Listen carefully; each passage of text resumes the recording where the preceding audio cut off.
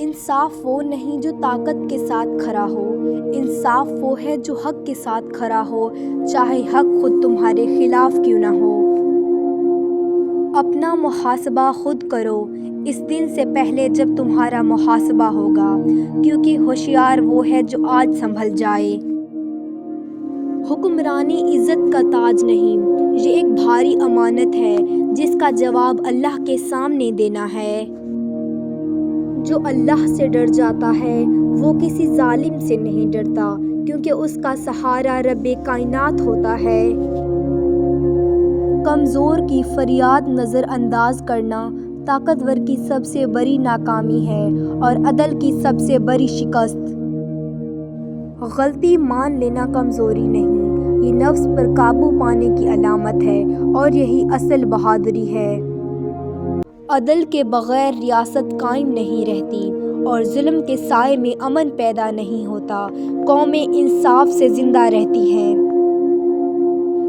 حلال کمائی تھوڑی بھی ہو تو اس میں سکون اور برکت ہوتی ہے، حرام کی کثرت صرف بے چینی لاتی ہے۔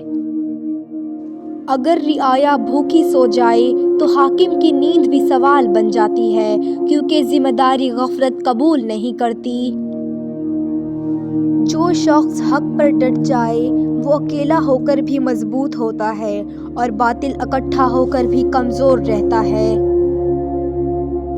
طاقت ملنے پر عاجزی اختیار کرو، کیونکہ غرور اقتدار کو کھا جاتا ہے اور عاجزی اسے بچا لیتی ہے۔ جو شخص عدل سے ہٹ جائے وہ وقتی فائدہ تو پا لیتا ہے مگر دائمی رسوائی خرید لیتا ہے۔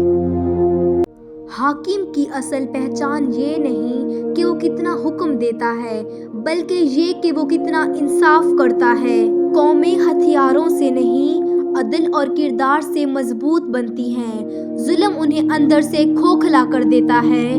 نفس کا مقابلہ سب سے سخت جنگ ہے، جو اس میں کامیاب ہو جائے وہ ہر میدان میں سرخرو ہوتا ہے۔ اگر دل میں خوف خدا ہو تو فیصلے بھی درست ہوتے ہیں اور نیتیں بھی صاف رہتی ہیں۔ جو رعایا کے دکھ کو سمجھے وہی حکمرانی کا اہل ہے، بے حس اقتدار بوجھ بن جاتا ہے۔ سچ بولنے والا اکیلا ہو سکتا ہے مگر کمزور نہیں ہوتا، کمزوری باطل کا مقدر ہے۔